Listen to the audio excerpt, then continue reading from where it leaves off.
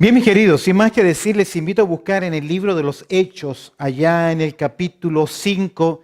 Vamos a considerar hoy una porción, una pareja, unos 11 versículos en el capítulo 5 que sin duda alguna es una pareja, es un matrimonio que todo creyente los conoce, pero que lamentablemente lo que tenemos, la información que tenemos acerca de ellos es un poquito negativa. Los teólogos se cuestionan, ¿eran creyentes, no eran creyentes? Y a veces nosotros casi que miramos a Ananías y Zafira como con un poquito de desprecio por lo que ellos hicieron. Pero cuando comenzamos a internarnos en la historia, en lo que ocurrió, en lo que pasa con ellos, sabe que me doy cuenta que muchas veces nosotros somos iguales a ellos. Así que miremos en este capítulo 5, mira el verso 1, pero cierto hombre llamado Ananías con Zafira, su mujer, vendió una heredad y sustrajo del precio, sabiéndolo también su mujer, y trayendo solo una parte la puso a los pies de los apóstoles. Y dijo Pedro, Ananías, ¿por qué llenó Satanás tu corazón para que mintieses al Espíritu Santo y sustrajeses del precio de la heredad? Reteniéndola, ¿no se te quedaba en ti? ¿No quedaba en ti y vendida? ¿No estaba en tu poder? ¿Por qué pusiste esto en tu corazón? No has mentido a los hombres, sino a Dios. Al oír a Ananías estas palabras, cayó y expiró, y vino un gran temor sobre todos los que lo oyeron. Y levantándose los jóvenes lo envolvieron y sacándolo lo sepultaron. Pasado un lapso como de 3 horas sucedió que entró su mujer no sabiendo lo que había acontecido. Entonces Pedro le dijo, dime, ¿vendiste en tanto la heredad? Y ella dijo, sí, en tanto. Y Pedro le dijo, ¿por qué convenisteis en tentar al Espíritu del Señor? Y aquí a la puerta los pies de los que han sepultado a tu marido y te sacarán a ti. Al instante ella cayó a los pies de él y expiró. Y cuando entraron los jóvenes, la hallaron muerta y la sacaron y la sepultaron junto a su marido. Y vino gran temor sobre toda la iglesia y sobre todos los que oyeron estas cosas. ¡Wow! ¡Qué tremendo! La membresía tenía falsantes, personas falsas. La verdad es que nosotros en cada congregación no podemos saber, en el fondo, cuál es la condición espiritual de todos los que asisten. Pueden estar en una congregación, pasar muchos años, y pueden esconder en el fondo cosas que no son gratas delante de Dios. En nuestro estudio anterior veíamos cómo después de que los apóstoles fueron encarcelados, fueron puestos en libertad, llegaron a sus hermanos y elevaron, ¿recuerdas?, una poderosa oración a Dios, centrada en la soberanía de Dios, centrada en el Dios Todopoderoso, y Dios confirmó esa petición, Dios confirmó esa oración, haciéndose presente, verso 31, después de orar, ¿qué ocurrió en aquel lugar? Ese lugar comenzó ¿a qué? A temblar. Ellos comenzaron a predicar con denuedo la palabra del Señor. Dice el verso 32 del capítulo 4, y la multitud de los que habían creído era de un corazón y un alma. Yo creo, mis queridos, que Ananías y Zafira están aquí. Son parte de esos creyentes que fueron llenos del Espíritu Santo. Son parte de esos creyentes que salieron a testificar. Son parte de esos creyentes que en unión oraron al Señor. Son parte de esta congregación que está surgiendo. No creo que son personas inconversas. Creo que son creyentes. Ahora, hay que entender que el libro de los Hechos es un libro de transición. Aún no se conoce todo lo que es una vida de congregación de iglesia. A lo más conocen lo que es la convivencia en una sinagoga. Todo es nuevo, el liderazgo son los apóstoles y aún estamos, escúcheme bien, en un periodo del tiempo de la historia donde Dios está confirmando el mensaje de sus mensajeros. Por lo tanto, lo que ocurre y esta muerte súbita que hay acá es una señal de parte de Dios. En un periodo donde todavía están vigentes estas señales, porque estos creyentes no tienen un Nuevo Testamento, no tienen una Biblia para consultar, no tienen las instrucciones, las epístolas. Pablo aún no se ha convertido para edificar o instruir a la iglesia del Señor. Por lo tanto, Dios cuida de su pueblo. Ahora es interesante que esta oración, que esta convivencia, que este poder, que estas multitudes que se convierten, que están en unión en su corazón y en su alma, dice el verso 23, y ninguna decía ser suyo propio nada de lo que poseía, sino que tenían todas las cosas en común. Vemos que hay un gran compartir, mira el verso 24 del capítulo 4, así que no había entre ellos ningún necesitado. Pues porque todo lo que poseían heredad o casa las vendían y traían el precio de lo vendido y lo ponían a los pies de los apóstoles y se repartía cada uno según qué, su necesidad. Ahora, esto no es ley. En ningún momento los apóstoles les dijeron, ustedes tienen que pactar con Dios y tienen que traer el dinero de lo que están vendiendo. No están obligados, no están presionados a que tengan que traer. Y en cierta forma, el dar para el Señor es un privilegio. Es una oportunidad que el Señor nos da de poder adorarle. ¿Recuerdas cuando el salmista, cuando David pide a la nación de Israel para construir el templo que lo construiría su hijo Salomón? Él dice en Crónicas, ¿quién soy yo? ¿Y quién es mi pueblo para que voluntariamente te demos cosas así? Pues de lo recibido de tu mano, ¿qué? Eso te damos. Y a veces en la vida cristiana no nos damos cuenta, creyentes, no nos damos cuenta que todo lo que nosotros poseemos no es nuestro, solamente somos ¿qué? Mayordomos. Mayordomos de lo que el Señor nos ha dado. Quiero que mires conmigo en este tema, la membresía tenía farsantes. Veamos en verso 36 al 37 del capítulo 4 el ejemplo dentro de la iglesia. Aquí se va a hacer mención de un personaje que es la primera vez que va a aparecer, pero que va a ser muy conocido en el resto del libro de los Hechos. Nos referimos a Bernabé. Algunos comentaristas creen que Bernabé pudo haber sido el escritor de la carta a los hebreos.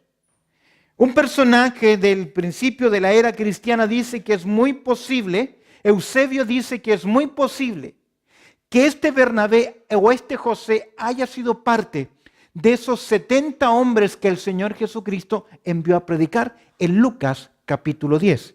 Es su comentario que él hace. ¿Qué sabemos acerca de este hombre? Verso 36. Entonces, un hombre, ¿cómo se llama? José, ¿de dónde era? De Chipre. Él era un levita.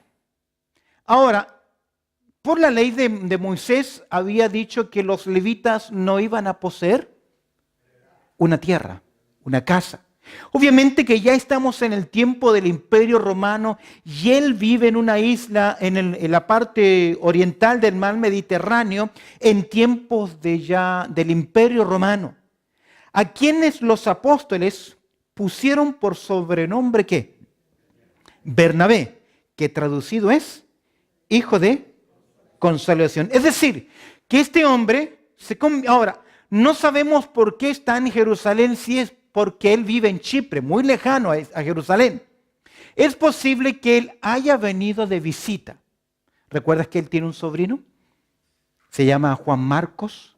Y hay una casa en Jerusalén donde se quedó también Pedro, se llama María. Es posible que él haya venido a pasar un tiempo con sus familiares. Conoce del Señor, hay un cambio rotundo y los discípulos al ver, los apóstoles al ver el ministerio de este hombre, lo llaman como nombre precioso.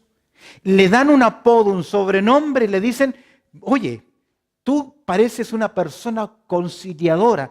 Y le llamaron, traducido es, hijo de consolación. Ahora, este hombre tempranamente comienza a ser ejemplo.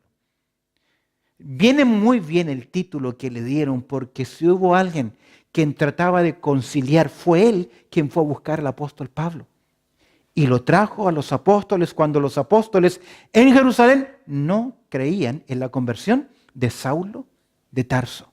Él lidió para que Pablo perdonara a Juan Marco en ese segundo viaje misionero, lo incluyera también. Ahora, que vemos acá en este hombre un ejemplo interesante. Este hombre decide ser, escúchame bien, de bendición en la iglesia, en su iglesia. Y lo hace con todo el corazón. ¿Cómo fue de bendición en la iglesia? ¿Qué hizo él? Dice el verso 37, como tenía que una heredad que hizo, la vendió. ¿Cómo fue de bendición? Él trajo una donación que era espontánea. Él fue, dice que como tenía una heredad, ¿qué hizo? Fue y la vendió. Nadie se acercó a Bernabé a decirle, oye Bernabé, supimos que tú tienes un terrenito. ¿Por qué no lo vendes y traes el dinero del terrenito y lo pones acá para que suplamos necesidades? No es un comunismo así donde expropiamos y nos hacemos dueños de las cosas que tienen otros para que compartir lo que él tiene con todos los demás. Sino que sencillamente fue como desde el principio de las Escrituras es. Las ofrendas siempre fueron voluntarias. Es por eso que Dios ama a ¿quién? Al dador que es alegre. Bernabé decide ser ¿de qué? De bendición. Según algunos predicadores y algunas encuestas, el 80% de la gente que asiste a una iglesia no son fieles en su dar para el Señor.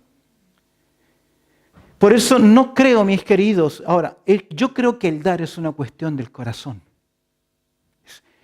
Porque yo sí creo que es bueno predicar y yo fui enseñado y recomendado en las instituciones donde estudié. Me dijeron, tú como pastor por lo menos 3 veces al año les tienes que hablar que tienen que dar. Yo he llegado en mi vida a esta conclusión. Creo que en una iglesia hay 3 tipos de creyentes. Unos que tienen el corazón como una piedra, otros que son como un limón y otros que son como un panal de miel. Como una piedra, aunque usted los apriete, nunca le va a sacar nada. Hay otros que son como un limón o como una naranja, los animamos un poquito y ya comienzan a ¿qué? Pero hay creyentes que son como un panal de miel, que siempre están ¿qué? Destilando, que siempre están dando. ¿Cómo fue de bendición este hombre? Él trajo una donación que era espontánea. En segundo lugar, su donación es especial. ¿Sabes por qué? Porque la vendió y trajo el precio y lo puso a los pies de los apóstoles. Es decir, no sabemos por qué él tenía un terrenito, no sabemos dónde, lo único que sabemos es que lo vendió y la cantidad total ¿qué? La trajo. No solamente es una ofrenda espontánea, sino que es una ofrenda especial o sacrificial. Queridos, cuando damos algo y no nos duele, no estamos dando. Hace años atrás escuché una historia que me llamó mucho la atención.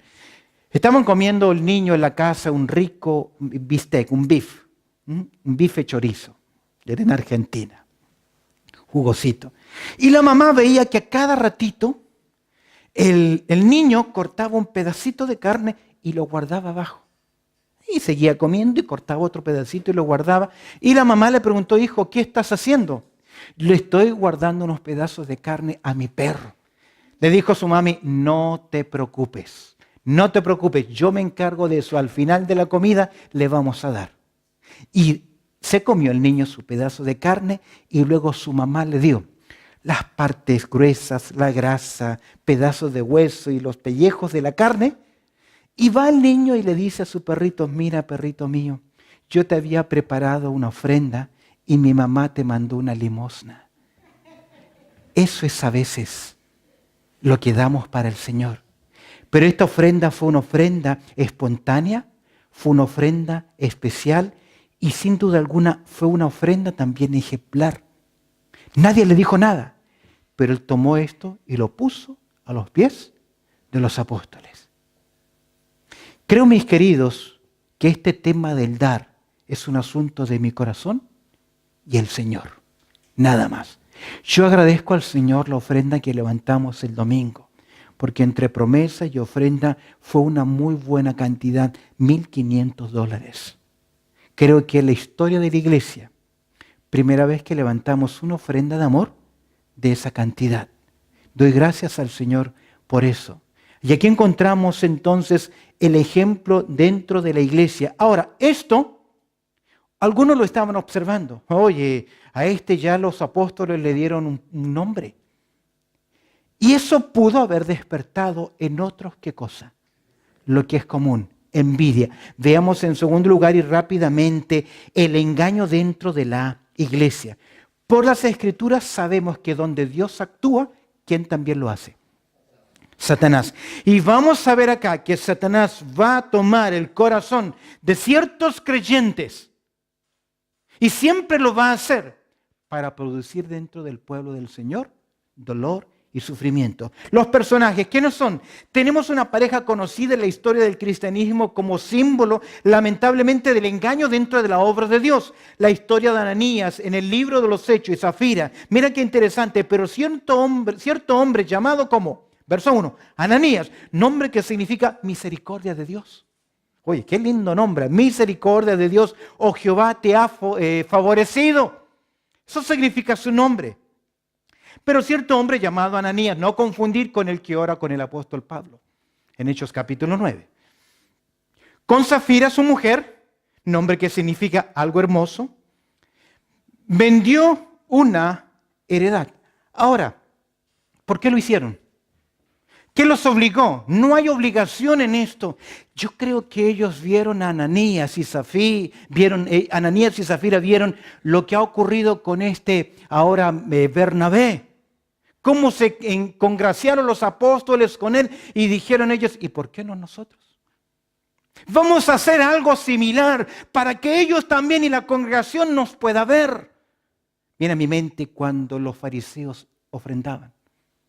Algunos tocaban trompetas y levantaban su mano en alto para que al caer las monedas pudiesen sonar en ese librillo, en ese plato. Dice el texto acá que ellos vendieron una heredad. El corazón apacible es vida de la carne, dice Proverbios 14:30, mas la envidia es carcoma de los huesos. Y uno de los mandamientos, Éxodo 20:17, Dios dice claramente, no codiciarás. No hay que tener envidia. Y ellos quisieron tener ese reconocimiento.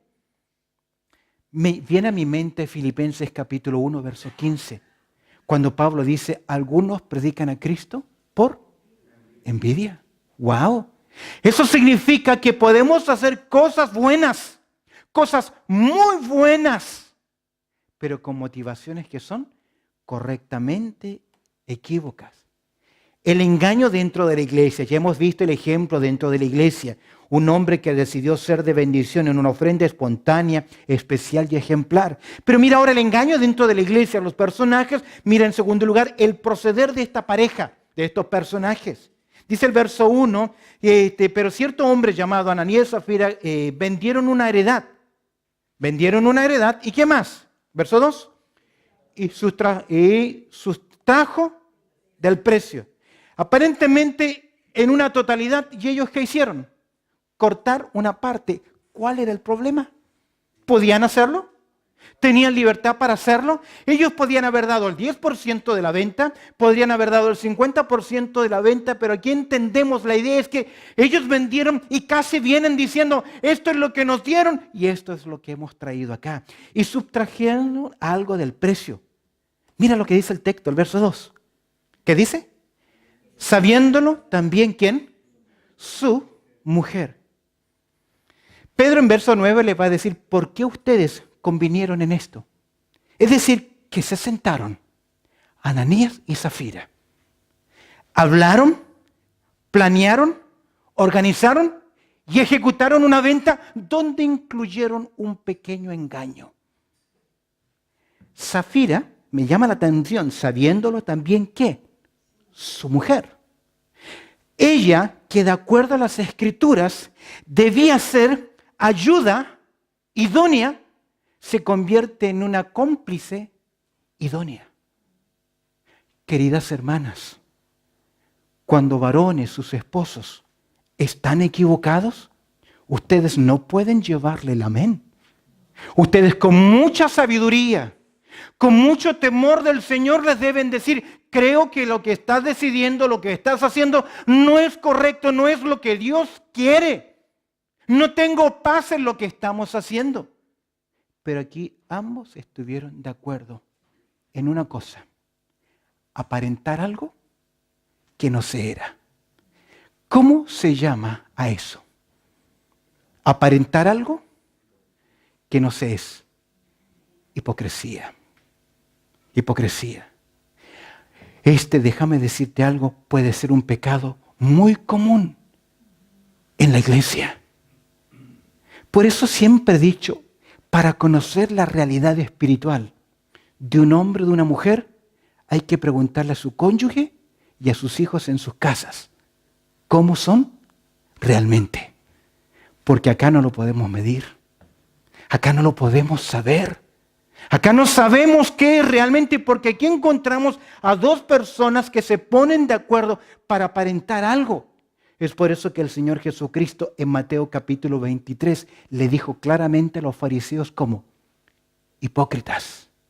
Y en una ocasión en Lucas capítulo 12 verso 1 Jesús dijo, guardaos de la levadura de los fariseos. Ahora, yo te diré algo, los fariseos murieron ya primer siglo, ya desaparecieron. Pero la levadura de los fariseos, de la hipocresía, dura lamentablemente hasta el día de hoy. Es por eso que Pedro en su primera carta, capítulo 2, verso 1, dice, desechad pues toda malicia, todo engaño, hipocresía. Es una decisión. Yo lo he visto. A espaldas de alguien, cómo hablan en contra. Y cuando lo ven, cómo lo besan y lo saludan. Hipocresía. Hipocresía. Faltar a la verdad. Mira, el engaño, ¿cómo comienza? Hemos visto el personaje, hemos visto el proceder de esta pareja. Mira ahora el pecado y cómo es confrontado. Verso 3 y 4. Verso 3 y 4. Y dijo Pedro, ¿cómo supo Pedro lo que estaban haciendo, lo que planearon? Recuerden que estamos en un periodo especial. Yo creo que es muy posible que usó del don de ciencia, que es ese conocimiento sobrenatural.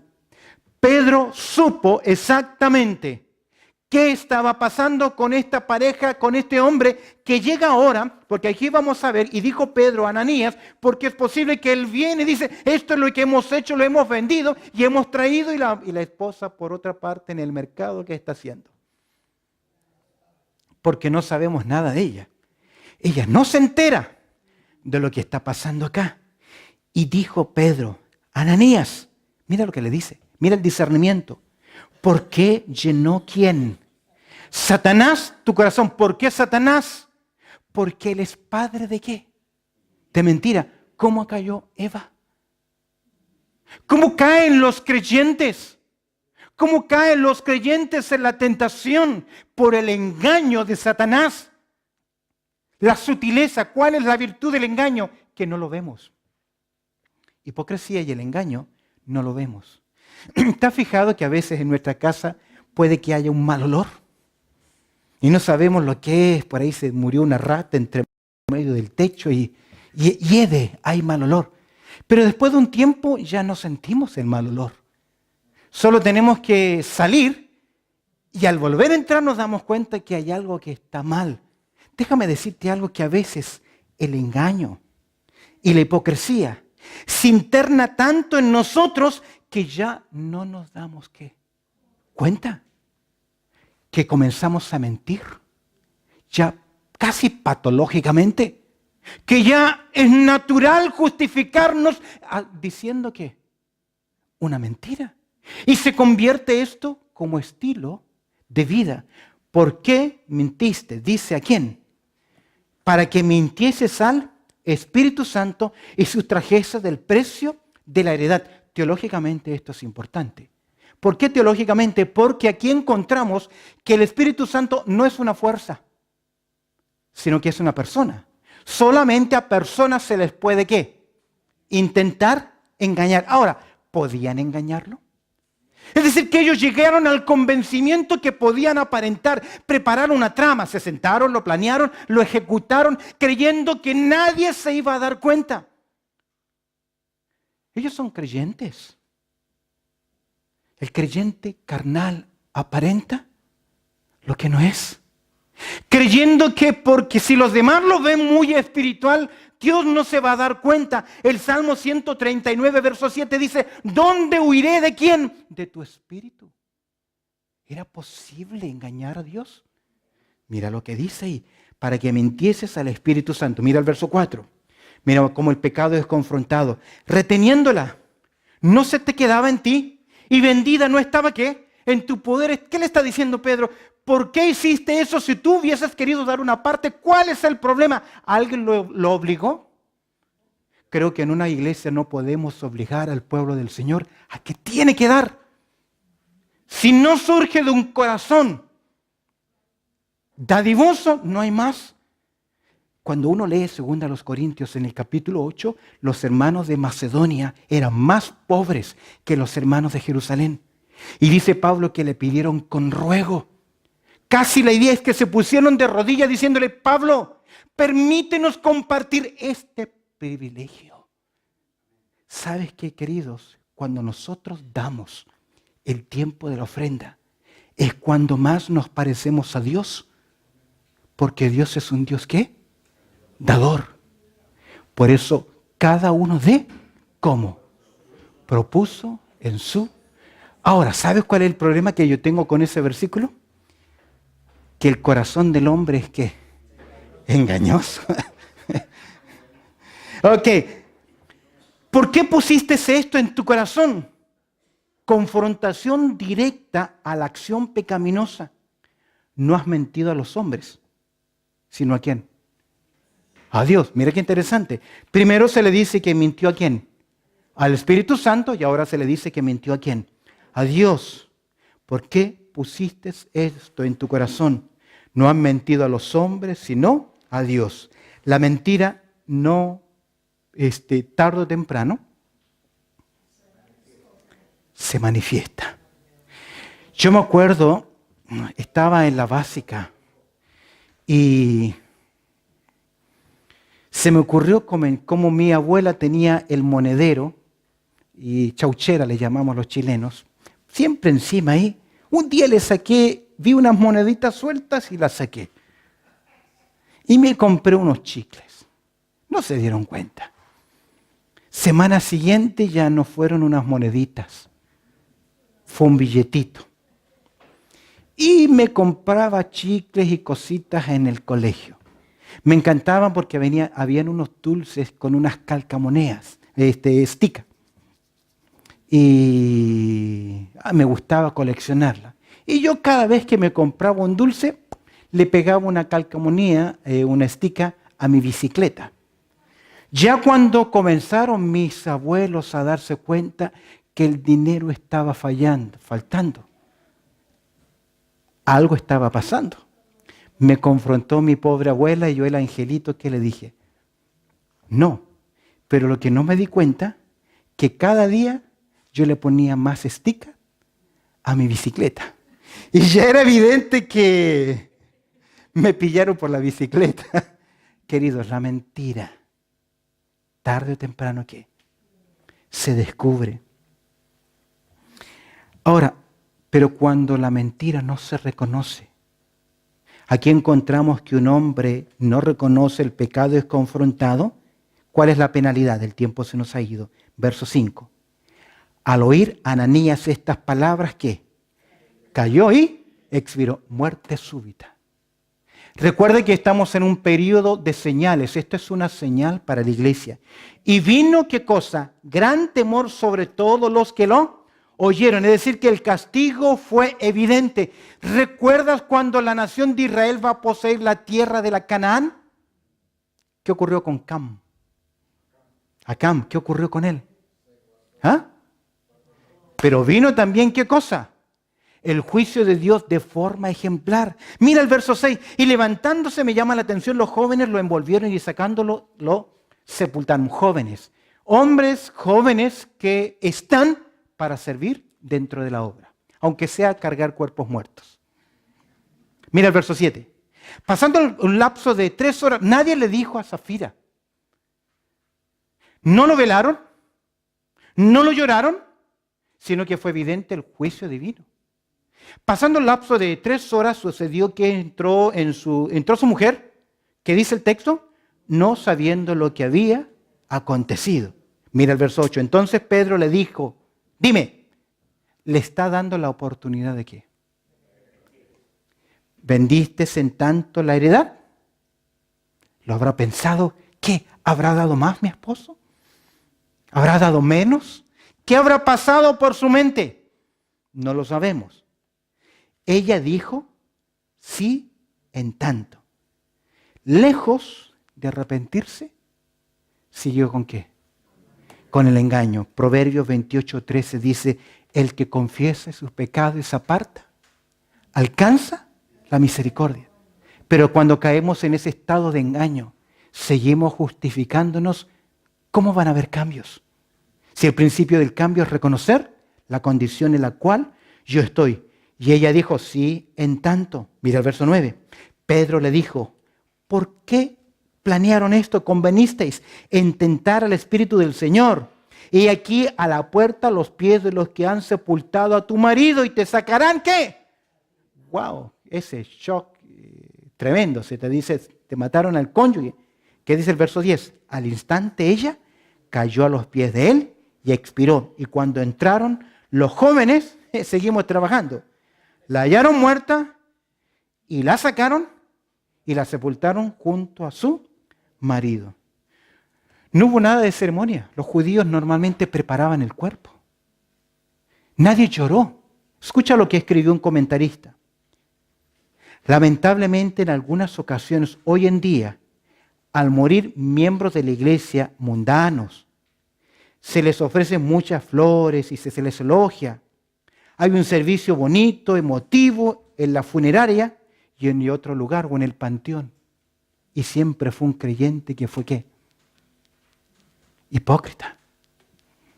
Verso 11. Y vino, ¿qué cosa?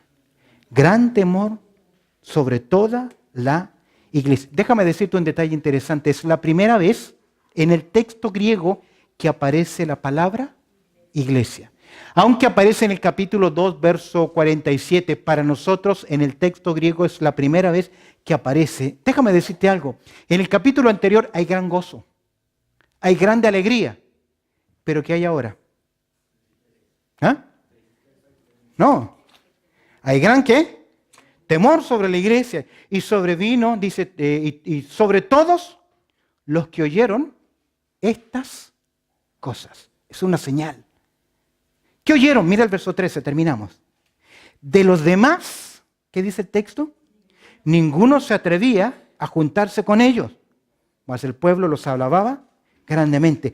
Casi me parece escuchar la conversación entre dos personas. ¿Y tú vas a la iglesia? No. ¿Y tú? Yo sí voy a la iglesia en Jerusalén. Oye, ¿no te da miedo ahí? Porque los mentirosos, ¡boom!, se caen de una vez.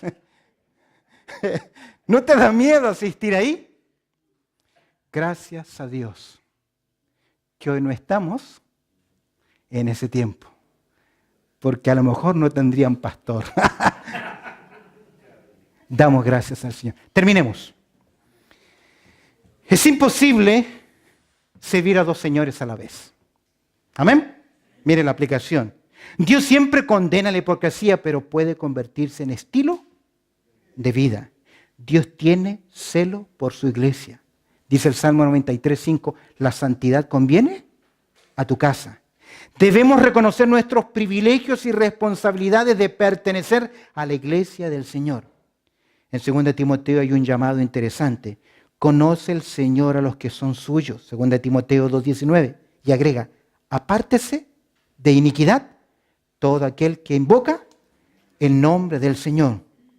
Cuando pasen los años, ¿por qué cosa serás reconocido? Ananías y Zafira son reconocidos en la historia de la iglesia porque fueron ¿qué? Hipócritas. Ojalá que cuando ya alguno de nosotros no estemos, no seamos reconocidos de esa forma. Oramos. Bendito Padre Celestial, te agradecemos por tu amor, también por tu cuidado y la oportunidad que nos concedes, buen Señor, de estudiar tu palabra. Te pido, Señor, que lo que hoy hemos considerado, este ejemplo, pueda ayudarnos en nuestras vidas cristianas a ser creyentes sinceros, que te honramos con nuestras vidas, con nuestro corazón, con nuestro hablar y con nuestro dar. Te damos gracias, Señor, por esta lección.